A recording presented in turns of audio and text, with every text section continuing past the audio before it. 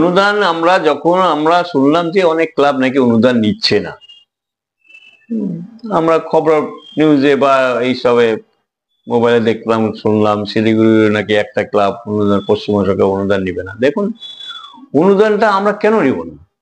সরকার একটা ক্লাবকে দিচ্ছে, ওটা একটা জায়গা। তখন আমরা চিন্তা করলাম যে অনুদানের টাকাটা আমরা দেখি কিছু কাজ করতে পারি নাকি। তখন আমরা চিন্তা করলাম যে আমাদের ক্লাবের ক্লাবটার চারদিকে আমরা সিসি ক্যামেরা সেট করি, কেননা আমাদের ক্লাব ফান্ড দিয়ে তো কোনোদিনই সিসি ক্যামেরা আমরা লাগাতে পারবো না। তখন আমরা চিন্তা করলাম যে ঠিক আছে, সরকার টাকা যখন দিচ্ছে, এই টাকাটা দিয়ে যদি আমরা নারী সুরক্ষার কথা চিন্তা করে যদি সিসি ক্যামেরা কিছু আমরা বসাতে পারি, তাহলে যদি কোনোদিন যদি কোনো রকম একটা দুর্ঘটনা ঘটে ভিড়ের মধ্যে, তার সিসিটিভি ফুটেজটা আমরা প্রশাসনকে দিয়ে সাহায্য করতে পারবো। বা এই যে পুজোর মধ্যে পুজোর কথা ছাড়েন, পুজোর মধ্যে তো আমরা প্রত্যেক বছরই লাগাই, হ্যাঁ, ওটা তো টেম্পোরারি। কিন্তু আমরা কিছু ক্যামেরা এমনভাবে সেট করছি যেটা পার্মানেন্ট, স্থায়ীভাবে, এটা স্থায়ীভাবে থেকে যাবে। মানে আমাদের ক্লাবের ঠিক ডান দিক বাদিক দুটো রোড দিচ্ছি আমরা ক্যামেরা। মেন রোড আপনার নর্থ সাউথ, আমাদের নর্থ সাউথ ইস্ট ওয়েস্ট, আমরা ওয়েস্টের দিকে ওয়েস্টের গলিতে দুটো ক্যামেরা সেট করলাম, এবং ইস্ট পূর্ব দিকে গলিতে দুটো ক্যামেরা, এবং নর্থ এবং সাউথে আমরা দুটো ক্যামেরা। মোটামুটি আমরা রোডেই তো প্রায় 7টা না 8টা, যাই হোক 8টা 9টা রোডেই আমরা ক্যামেরা দিচ্ছি।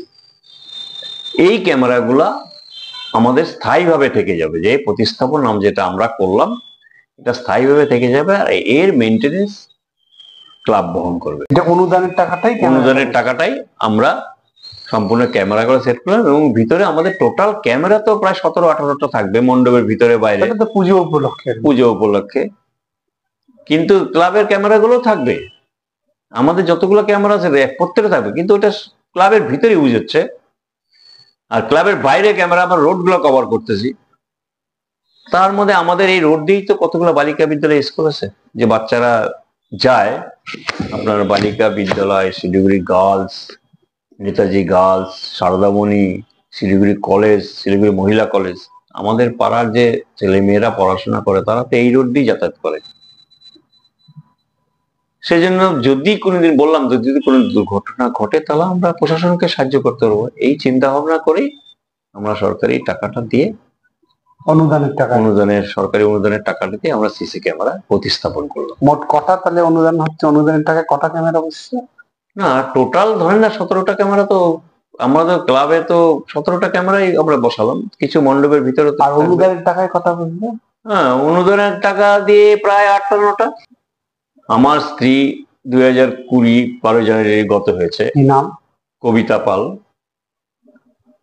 তার আগেও আমরা একটা পানীয় জলের স্টল করতাম, এর জন্য আমাদের বিপুলভাবে সাহায্য করে সচিত্র পাল গ্রুপ অ্যান্ড কোম্পানি, মনা পাল। মনা আমার বন্ধুর মতনই, ছোটবেলায় আমরা একসাথেই বড়। মৃণাল পাল, ওকে কোনো কিছু বলে না করে না, বিশেষ করে এই সব কাজের জন্য। ও প্রচুর খরচা করে। তা আমরা অনেক সময় আমরা পানীয় জল এখানের ব্যবস্থা করি। এটা আমাদের সপ্তমী, অষ্টমী, নবমী 3 দিন আমরা করি ক্যাম্প। যত দর্শনার্থী তার সঙ্গে ঠান্ডা পানীয় না, এমনি না, এমনি প্লেন জল। তারপরে সাথে থাকে বুদিয়া, প্রত্যেককে আমরা বাটিতে করে বুদিয়া দিই, তার সঙ্গে জল দেওয়া হচ্ছে। তার পাশে আমরা প্রাথমিক চিকিৎসালয়, ফার্স্ট এড রাখি।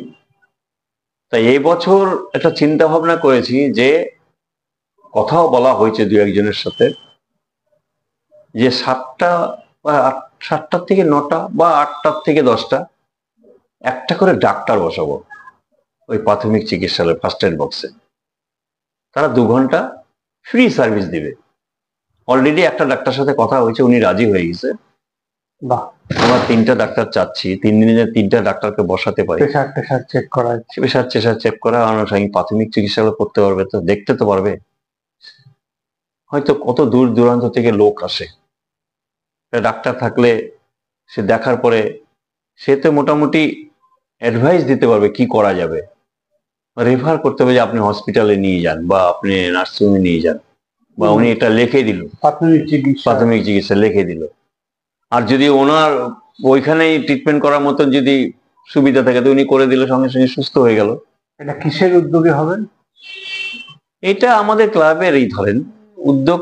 কি আমরা তো ফার্স্ট এড বসাই ক্লাবের সহযোগিতায়। আপনার ব্যক্তিগত কিছু?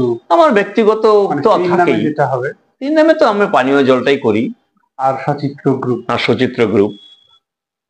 হ্যাঁ, 3 নামে তো ওটাই করি। আর ক্লাবের নামই ধরেন, ওটা ক্লাবের ধরেন একই হলো, লোকের পরিষেবা পেলেই হলো। ক্লাব হোক আর আমার স্ত্রী হোক সেটা আমি বলছি না, আমরা যেন দর্শনীদের পরিষেবাটা দিতে পারি। হ্যাঁ, মানুষের সেবাটা দিতে পারি। একটা এত দূর থেকে লোক আসবে, তার যদি কোনো বিপদ হয়, কোনো হয়, তাকে যেন আমরা সুস্থ করতে পারি, তাকে বসিয়ে তার প্রেশার, বর্তমান প্রেশার সুগার প্রচুর লোকের আছে, যে তার প্রাথমিক চিকিৎসা সে যেন পায়। আচ্ছা, আর ভিড় কন্ট্রোল, তারপর ট্রাফিক কন্ট্রোল, এটাও তো একটা ফ্যাক্টর চলে না, এটার জন্য তো মানে আমি হ্যাটসঅ্যাপ করি আমাদের প্রশাসনকে, আমি ভক্তিনগর থানাকে সত্যি আমরা ওনাদেরকে হ্যাটসঅ্যাপ করি। ওনারা যা সহযোগিতা করে আর এত ফোর্স দেয়, ট্রাফিকের তো থাকেই, তার সঙ্গে ভক্তিনগর থানার পুলিশ প্রচুর থাকে, এবং লেডিস কনস্টেবল পুলিশগুলো থাকে, এসআই থাকে, বড় অফিসে থাকে, এবং সিআই সাহেব, আইসি সাহেব আসে। তার সঙ্গে তো শিলিগুড়ি কমিশনার পেট্রোলিং তো আছেই, এবং ওনারা প্রায় প্রচুর সহযোগিতা করে, এবং তাদের সাথে আমরা যোগ দিই ভলেন্টিয়াররা। হ্যাঁ, যখন আমাদের কিরকম মানে একটা তো হিসেব হয়, কাউন্টিং হয় যে হাইয়েস্ট পিকে এত দর্শক হয়েছে, তার কোনো সমীক্ষা বা কিছু আছে যে আপনাদের 1 ঘন্টায় বিগত দিনগুলো এত দর্শক ঢুকেছে? দেখুন, আমরা দর্শকদের না আটকাই না।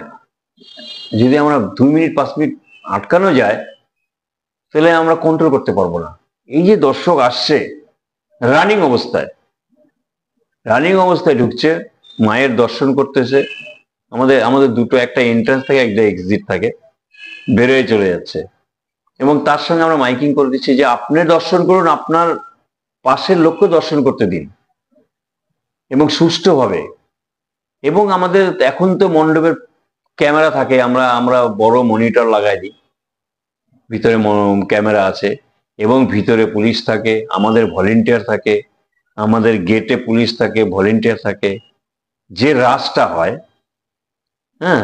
হয়, এটা মানে কাউন্টিং কি বলবো আপনাকে, মানে এক ইয়েতে হয়তো 10,000, 15,000, 20,000 লোক চলে আসে, কিন্তু যেহেতু রানিং থাকে তো অতটা বুঝায় না। কিন্তু রাস্তা ধরেন এই স্বামীজি মোড় থেকে কিন্তু অগণিত লোক, সে একটা মানে জনসভায় যেরকম লোক দেখা যায়, একটা সভা যে হয়, সভাতে যে লোক দেখা যায়, মাথাগুলো দেখা যায়, সেরকম আমাদের এই প্রতিমা দর্শনে কিন্তু আমরা পিছনে মাথাগুলো দেখতে পাই যে তারা লোকে যাচ্ছে মায়ের দর্শন করতে।